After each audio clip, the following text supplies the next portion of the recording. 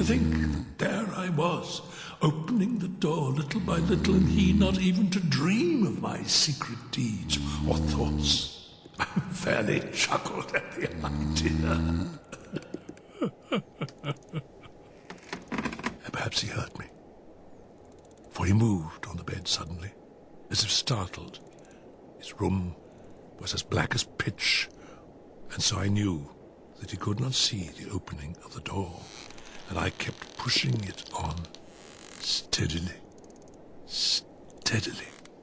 I had my head in, and was about to open the lantern, when my thumb slipped upon the tin fastening, and the old man sprang up in bed, crying out, "Who's up there?" I kept quite still, and said nothing.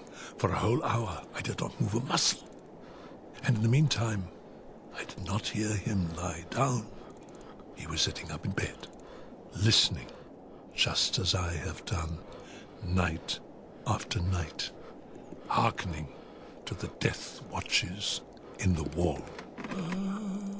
Presently I heard a slight groan, and I knew it was the groan of mortal terror. You cannot imagine how stealthily, until at length a simple, dim ray, like the thread of the spider, fell full upon the vulture eye. Had I not told you that what you mistake for madness is but over-acuteness of the senses? Now, I say, there came to my ears a low, dull, quick sound, such as a watch makes when enveloped in cotton. I knew that sound well, too.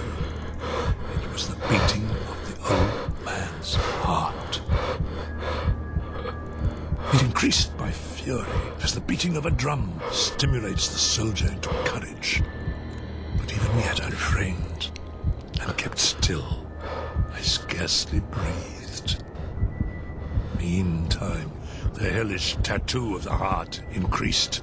It grew quicker and quicker and louder every instant. The old man's terror must have been extreme. It grew louder, I say, and for some minutes longer I refrained and stood still. But the beating grew louder. I thought the heart was burst. New anxiety seized me. The sounds would be heard by a neighbor. The old man's hour had come.